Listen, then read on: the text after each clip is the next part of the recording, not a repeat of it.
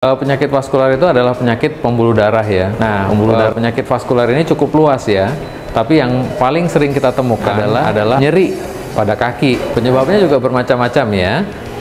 Kalau penyempitan pembuluh darah kaki atau penyakit aorta itu karena dengan diagnosis pasti kita baru bisa menentukan secara spesifik pengobatan atau tindakan apa yang diperlukan.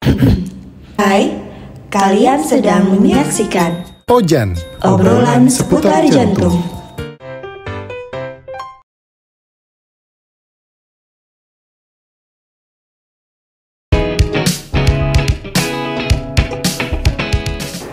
Penyakit vaskular itu adalah penyakit pembuluh darah ya. Pembuluh darah kita kan ada di seluruh tubuh, mulai dari kaki sampai kepala. Jadi kalau yang disebut penyakit vaskular adalah penyakit pada pembuluh darah, bisa di mana saja, bisa di kaki, bisa di perut, bisa di leher, bisa di tangan, maupun di organ-organ tubuh lainnya.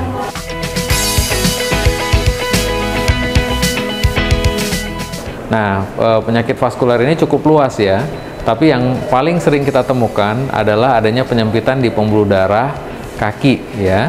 Pembuluh darah kaki tersumbat pembuluh darahnya sehingga kaki mengalami kekurangan aliran darah.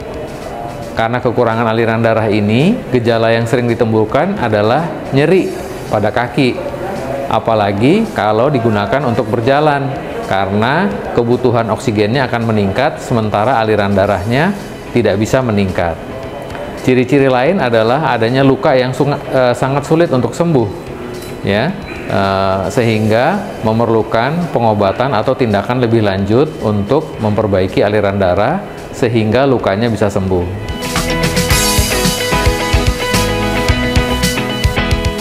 Penyakit lain adalah penyakit aorta. Aorta adalah pembuluh darah yang paling besar di tubuh kita. Nah, aorta ini bisa melebar atau robek atau pecah, gitu ya. Nah, penyakit yang sangat berbahaya. Penyakit yang lain juga adalah penyakit pembuluh darah vena atau pembuluh darah balik. Ya, pembuluh darah balik ini bisa mengalami sumbatan atau pelebaran, ya, sehingga keluhannya biasanya kakinya bengkak.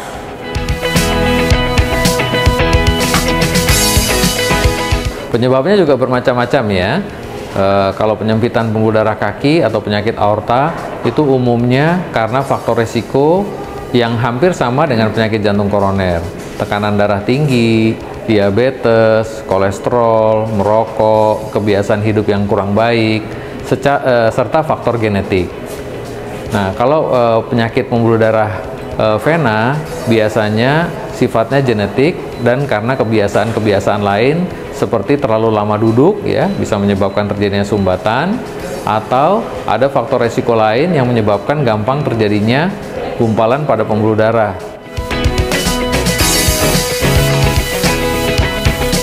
Bisa menggunakan obat, bisa menggunakan stocking, dan pada tingkat yang lebih berat tentu membutuhkan tindakan yang lebih dari obat dan stocking, penggunaan laser, penggunaan balon, penggunaan ring atau stent, atau dengan cara operasi.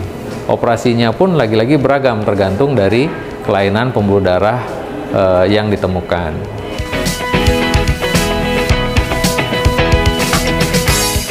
Tentu mencegah selalu lebih baik daripada mengobati ya. Dengan mengenal faktor-faktor, kita bisa mengidentifikasi diri kita, apakah kita termasuk kelompok yang mempunyai risiko tinggi untuk mengalami penyakit vaskuler. Yang kedua, mengenali gejala-gejala yang saya sebutkan tadi. Ya, gejala-gejalanya apa saja? Kaki bengkak, kaki nyeri, sakit dada, sesak. Nah, itu harus dikonsultasikan pada dokter untuk mengetahui diagnosis pasti dari penyakit tersebut. Karena dengan diagnosis pasti kita baru bisa menentukan secara spesifik pengobatan atau tindakan apa yang diperlukan. Baik, apabila sobat jantung di rumah mempunyai faktor resiko ataupun keluhan seperti yang saya sebutkan tadi, jangan ragu-ragu untuk berkonsultasi dengan kami di Rumah Sakit Jantung dan Pembuluh Darah Harapan Kita.